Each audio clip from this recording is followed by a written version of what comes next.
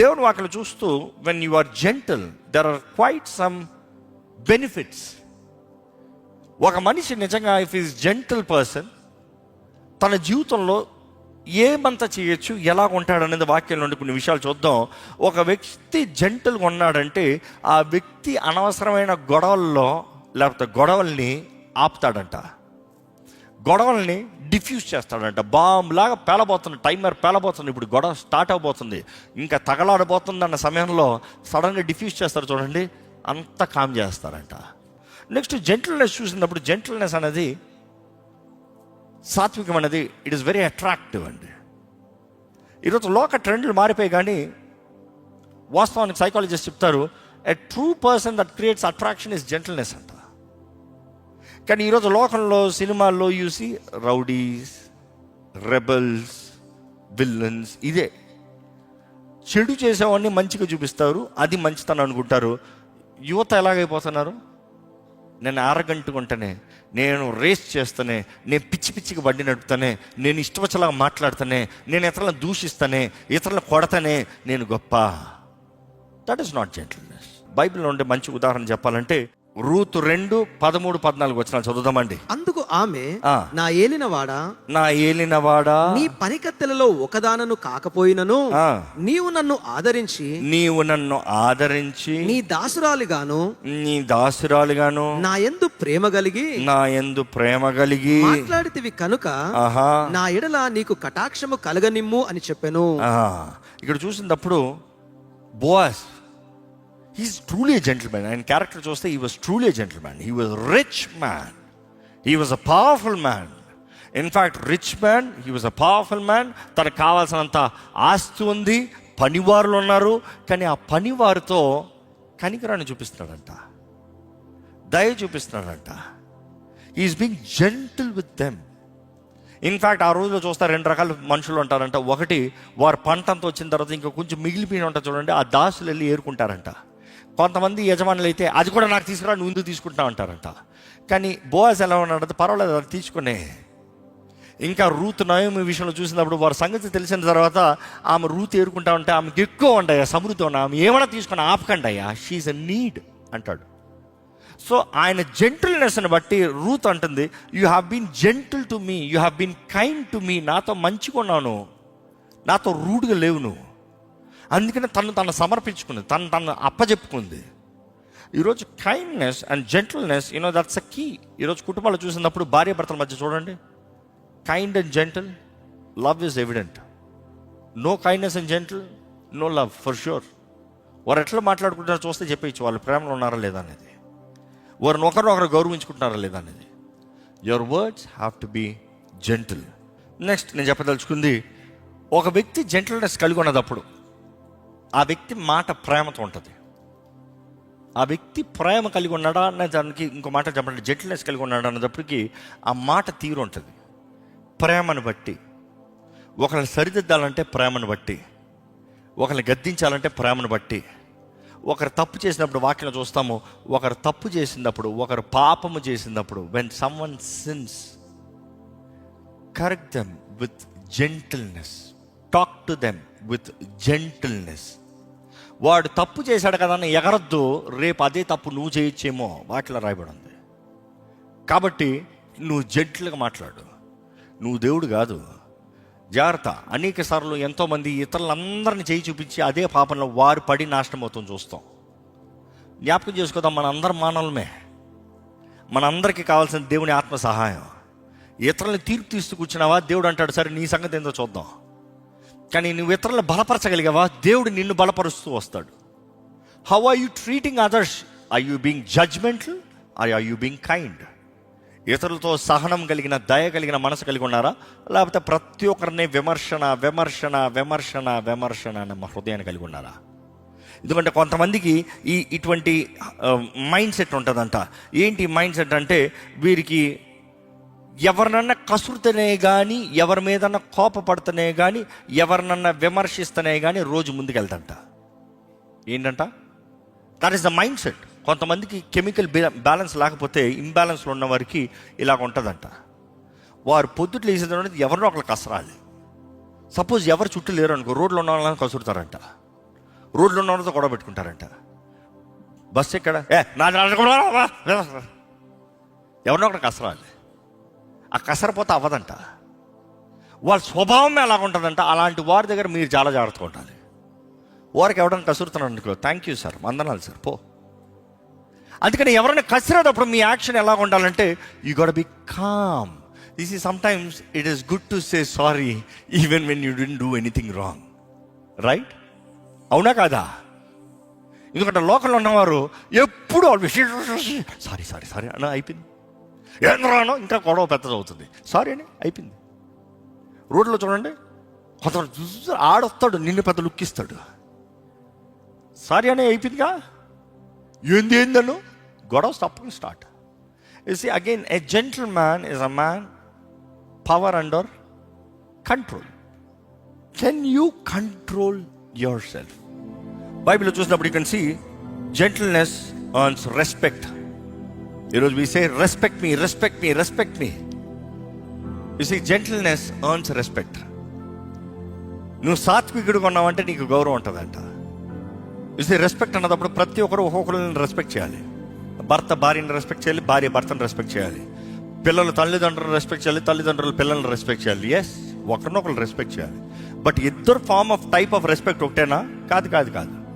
తండ్రి రెస్పెక్ట్ తండ్రిది, కుమారుడు రెస్పెక్ట్ కుమారుడిది. The way father will respect the child is different from the way child will respect the father. రెండు వేరు. తండ్రి అనే గౌరవం, ఆ భయం కుమారుడికి ఉంటుంది. తండ్రి ఎక్కడ బిడ్డరా అని భయపడాల్సిన అవసరం లేదు. దట్ రెఫరెన్స్ అక్కర్లే. కుమారుడు, నేను తండ్రిని, దట్ రెస్పెక్ట్ ఉండాలి. నా బిడ్డ అబ్యూస్ చేస్తాను లేదు.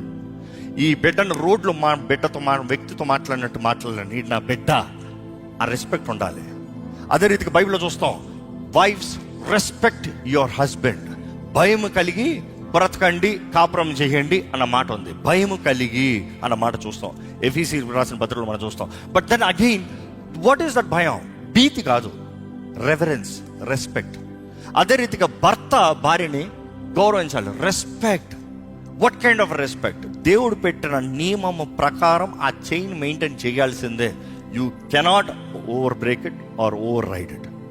ఈరోజు చాలామంది ఆ నియమం ఫాలో అవ్వకుండా అంతా ఒకటే అన్నట్టుగా అవుతున్నారు. కొంతమంది పిల్లలు చూడండి, గారాభంగా పెరిగిన పిల్లలు చూడండి, ఏంతరా అంటారు నాన్నని పట్టుకుని. నాన్నని ఏ రానా అన్న వద్దులే. అలాంటి నోళ్ళు ఏం చేయాలి చెప్పండి? You see, I really cannot tolerate that kind of things because I am brought up in such a way. కొంతమంది పిల్లల్ని చూసినప్పుడు వాళ్ళ నాన్న చేతులు ఇచ్చి కొడతా ఉంటారు, తట్టుకోలేము. ఏది రెస్పెక్ట్? ఏది? కానీ అనిపిస్తుంది, ఎవరిని నేర్పించాల్సిందే? తల్లిదండ్రులే కదా. వీరు ప్రేమాన్ని గారాభం చేశారు కానీ ప్రేమ చూపిలే. ఎందుకంటే వాళ్ళకి ప్రేమ అన్న నియమం తెలియలే. నియమాలు తెలియక చాలా మంది గారాభం చేసుకుంటారు. గారాభం చేసిన తర్వాత వాళ్ళు పెద్దోళ్ళు అయిన తర్వాత, నా బిడ్డ నన్ను గౌరవిస్తలేదంటారు.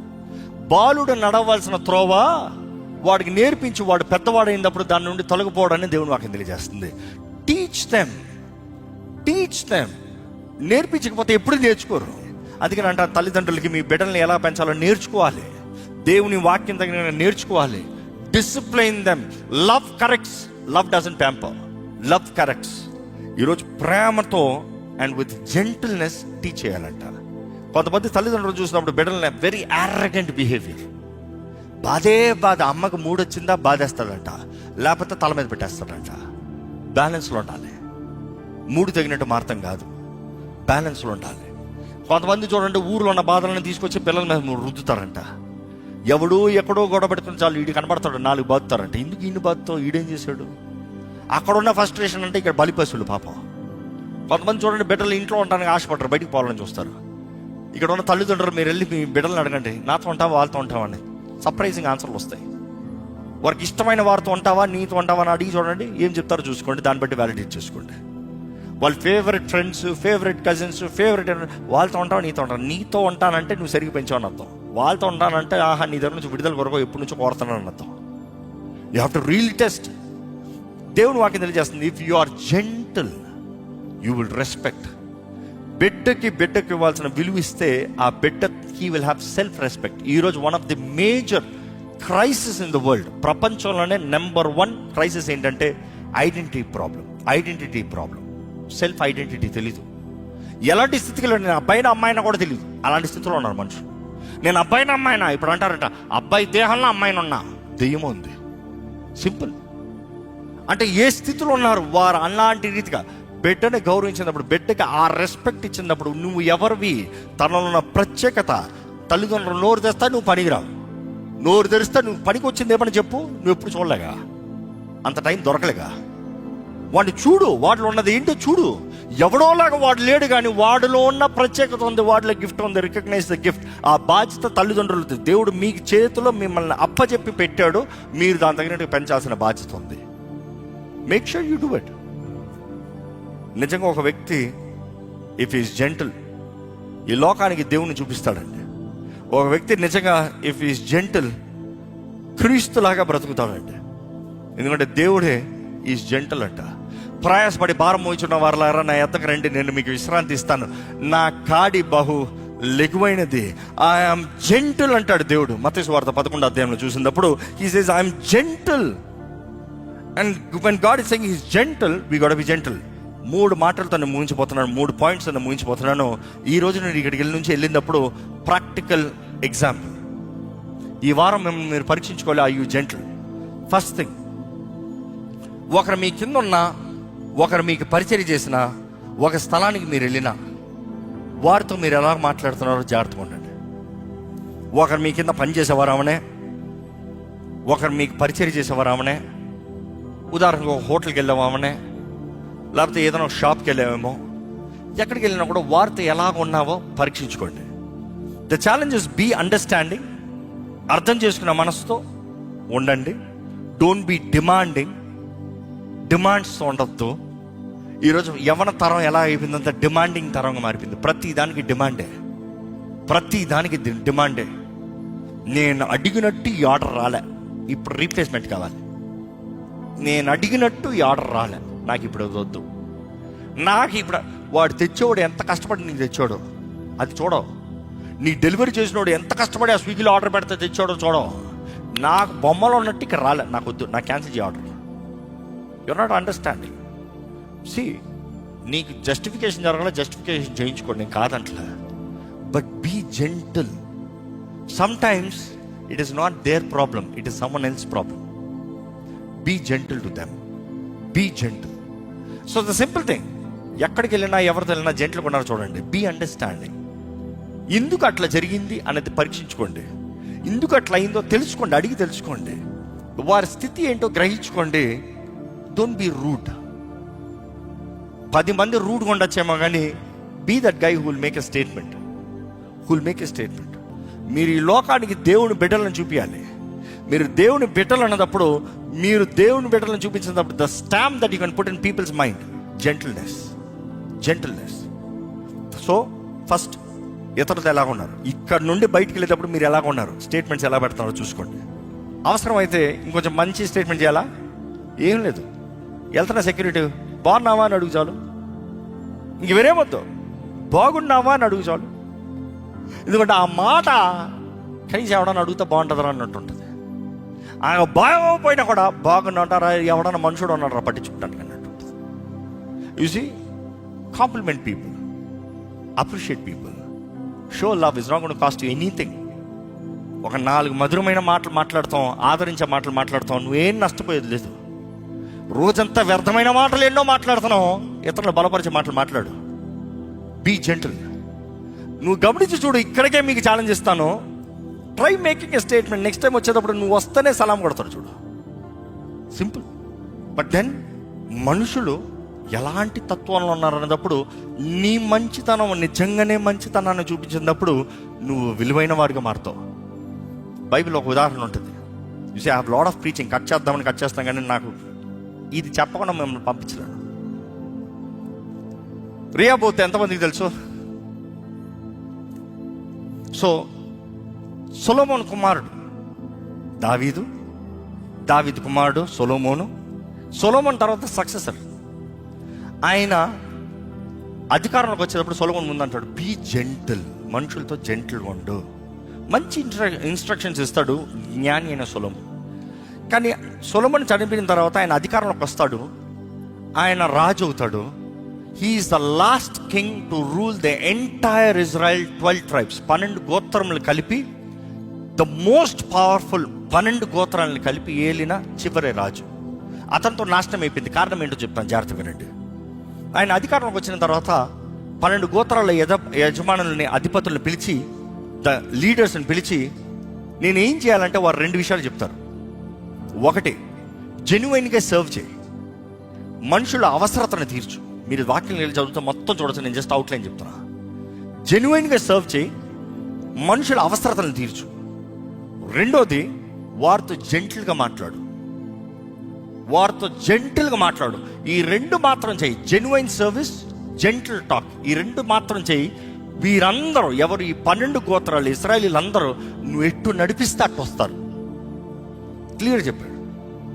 ఆయన మరలా వెళ్ళి యవనస్తుడైన ఆ రాజు యవన బ్యాచ్ దగ్గరికి వెళ్ళాడట. మీరు చెప్పండి నేను ఎలా వెళ్ళాలి అన్నాడు. యవనస్తులు ఏమన్నారు తెలుసా? నువ్వు ఎవడవో చూపి, నువ్వెవడో నిరూపించాలి. మెల్లగా మాట్లాడుతుంటే అవ్వదు, జెంట్లుగా మాట్లాడుతుంటే అవ్వదు. You are the boss, prove that you are the boss అన్నారు. అందుకని బీ హార్ష్, బీ ఆరగెంట్. అదే రీతిగా బిహేవ్ చేశాడు. పెద్దవారి మాట వినలే, జ్ఞానుల మాట వినలే, ఈ యవనస్తుల మూర్ఖుల మాటలు విన్నాడు. He was the last king for the entire Israel, for the entire tribe. అంతటితో రాజ్యము స్మాష్ అయిపోయింది, అంతా విడిపోయింది. శత్రువు కొట్టిపడేశాడు, మొత్తం నాశనం అయిపోయింది. సో మీకు అంటున్నాను, how is that you gonna treat others? The second question I'm gonna leave you here. First practical application, how you gonna treat others? People who serve you, people who minister to you, people who are under you. Be understanding, not be demanding. Second, ఎవరన్నా మీరు చెప్పింది అంగీకరించకపోతే మీరు ఏం చేస్తారు? మనుషులు మీరు చెప్పింది అంగీకరించరు. కొన్నిసార్లు మీ పర్స్పెక్టివ్ వేరు, వారి పర్స్పెక్టివ్ వేరు. మీరు చెప్పిన రీతిగా వారు చూడరు, వారు చెప్పిన రీతిగా మీకు కనబడకపోవచ్చు. How do you do it?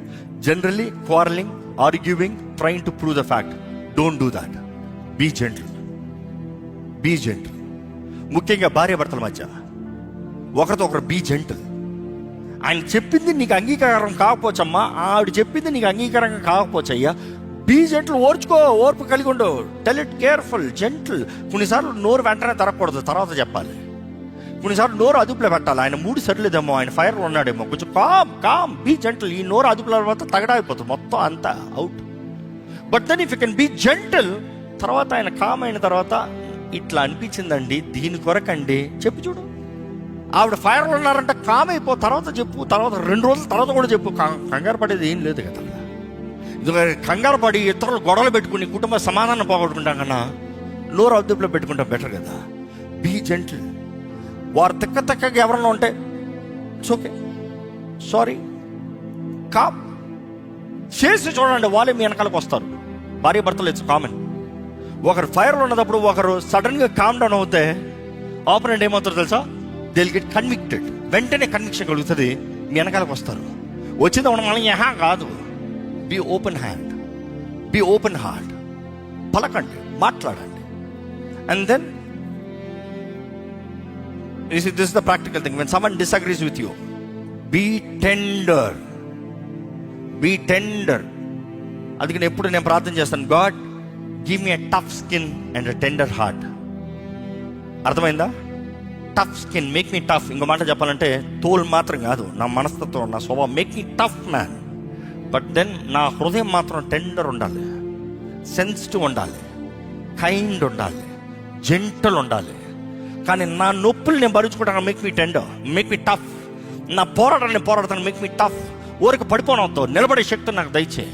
But నా హృదయం మాత్రం టెండర్నెస్ దయచేయి. నీ స్వభావం, నీ హృదయం నాకు దయచేయి. చివరికి 3వది మీకు చెప్పి ముగిస్తున్నాను.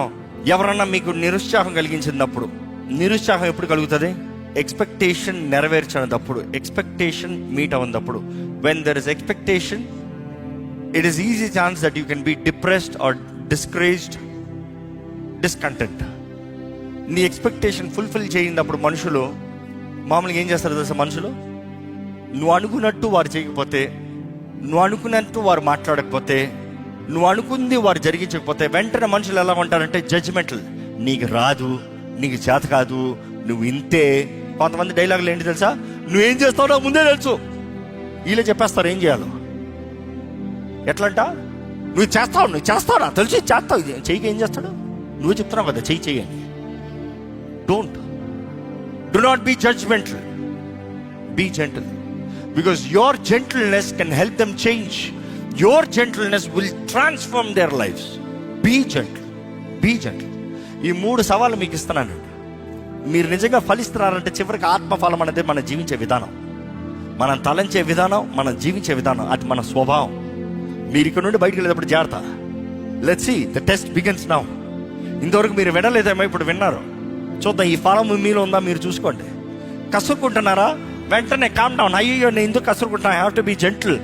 ఎవరి మీద కసురితే గో టెల్ ఐమ్ సారీ, అనవసరం కసిరండి నీ మీద, ఐమ్ సారీ, కొంచెం ఫైర్ అప్ అయ్యాను, ఐమ్ సారీ. కాబట్టి ఇక్కడ నుండి వెళ్ళినప్పుడు జాగ్రత్త. మీకు పరిచర్య చేసేవారితో జాగ్రత్తగా ఉండండి. Be gentle. మీరు చెప్పింది అన్నలా ఒప్పుకోవాల్సిన అవసరం లేదు. ఎందుకంటే మానవుడు పర్స్పెక్టివ్స్ వేరు. మీరు నన్ను చూస్తాం వేరు, నేను మిమ్మల్ని చూస్తాం వేరు. నేను ఇంటి నుంచి చూసేటప్పుడు నాకు కనబడే రైట్ వేరు, మీరు నాకు కనబడే లెఫ్ట్ వేరు, మీరు చూసేటప్పుడు మీ రైట్ వేరు. లిఫ్ట్ యువర్ రైట్ హ్యాండ్ అంటే మీరు ఎత్తేది వేరు, నేను ఎత్తేది వేరు. ఆపోజిట్లో ఉంటాను. నేను తప్పయ్యానా? కాదు. Just because you don't see my perspective were different, అంతే. But be understanding, be gentle, learn, hear, talk, teach with gentleness. చెప్పు, అయ్యా నేను ఇట్లా ఉన్నాను కాబట్టి నీకు అర్థం కాలేదు, నువ్వు తప్పు అంటే ఎవడూ రైట్ లేడు, అంత తప్పే. సో దేవుడు కోరేది ఒకటేనండి, ఫలించాలని ఆశపడుతున్నాడు దేవుడు. ఫలించాలని ఆశ మీకుందా? ఎందుకంటే చివరి చెప్పేది మరలా, ఫలించని ప్రతి కొమ్మని నరికేస్తానంటాడు దేవుడు. ఆశపడేది మంచి ఫలం ఫలించాలి. 3 ఉన్నదప్పుడు మంచి ఫలం కాదు, ప్రతి దినము ప్రతి పూట ఏ స్థితిగతులైనా మంచి ఫలం. నేను మంచిగా ఉంటే ఈ లోకానికి తగదండి, లోకానికి తగదు, దేవునికి తగ్గుతుంది. లోకం తాత్కాలికమే, లోకం all temporary. But God is eternal, God is faithful, God always wants to do the best for you. నేను కొన్ని మాటలు ఉదాహరణ చెప్తానని మీరు వాక్యం కలిసి చదవండి. గళితీయులు 6:1 ప్రకారం చూసినప్పుడు, నీ సోదరుడు కానీ పాపంలో పట్టబడ్డా, you who are spiritual restore him జెంట్లీగా రిస్టోర్ చేయి. But watch yourself or you also may be tempted, carry each others burden. In this way you might fulfil the law of Christ. క్రీస్తు పెట్టిన నియమం, నా నియమం ప్రకారం జీవించు, ఫలించు. ఈరోజు మనం ఆశపడాల్సింది ఒకటే, దేవా నేను ఫలిస్తానికి ఆశపడుతున్నాను ప్రభా, నన్ను ఫలింపజేయ, ఫలించే జీవితాన్ని నాకు దయచేయ, ఫలించాలని ఆశ నాకుంది ప్రభా, నా జీవితాన్ని ఫలింపజేయి. ఇది మీ ప్రార్థనగా ఉందా? అయితే తలలో ఉంచండి. మనం పరీక్షించుకుంటూ దేవుని సన్నిధిలో ప్రార్థిద్దాం.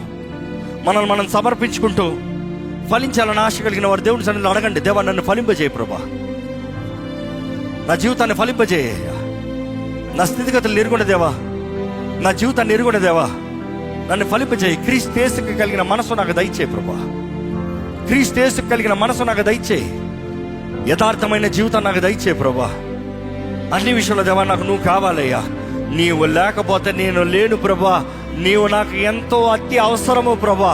జ్ఞాపకం చేసుకోండి, పరిశుద్ధాత్ముడు లేకుండా మనము ఫలించలేము, పరిశుద్ధాత్మ సహాయం లేకుండా మనం ఫలించలేము, పరిశుద్ధాత్మ తోడు లేకుండా మనం ఫలించలేము.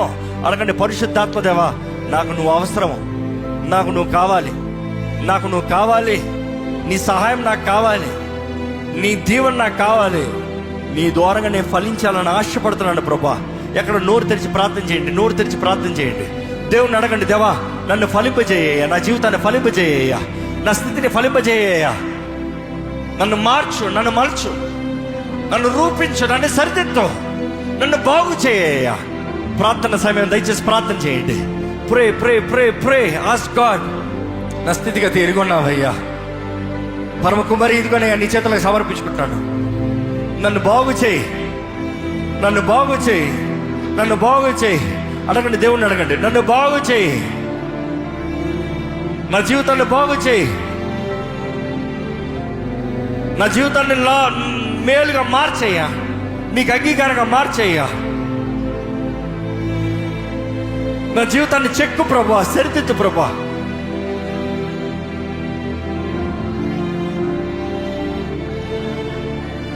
దేవునితో మాట్లాడండి, నోరు తెరిచి దేవునితో మాట్లాడండి, దేవుని అడగండి, దేవునితో చెప్పండి, దేవా నా జీవితంలో నీవు కార్యం జరిగించాలి, నువ్వు కాకపోతే ఎవరు లేరయ్యా, నువ్వు కాకపోతే ఎవరు లేరు ప్రభా. నువ్వు నాకెంతో అవసరము. చెప్దామా? దేవునితో చెప్దామా? దేవునితో చెప్దామా? పరిశుద్ధ ప్రేమ తండ్రి, మమ్మల్ని మలచమని, మమ్మల్ని మార్చమని, మమ్మల్ని సరిదిద్దమని, మమ్మల్ని నీకులాగా చేయమని వేడుకుంటామయ్యా. మమ్మల్ని చూడు, మా స్థితిని చూడు, మా బ్రతుకులు చూడు. నీకు ఇష్టం లేని మాటలు, నీకు ఇష్టం లేని కార్యాలు, నీకు ఇష్టం లేని క్రియల మానుండి తీసే ప్రభా.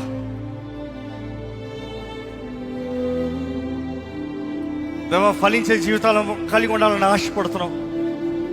దేవా, నీ ఆత్మ ద్వారానే మేము ఫలించగలమని గ్రహిస్తున్నాము ప్రభా. మమ్మల్ని జీవింపజేయ నిజమైన బ్రతుకు బ్రతకాలి. ఈ పాపపు లోకంలో ఎక్కడ చూసినా, ఈ కలవరపు లోకంలో ఎక్కడ చూసినా, స్వార్థపు లోకంలో దేవా, నిస్వార్థంగా బ్రతికే జీవితాన్ని దయచేయ. క్రీస్తులాగా బ్రతికే జీవితాన్ని దయచేయ దేవా. ఈరోజు ఇక్కడ ఉన్న ప్రతి ఒక్కరిని నువ్వు చూడు.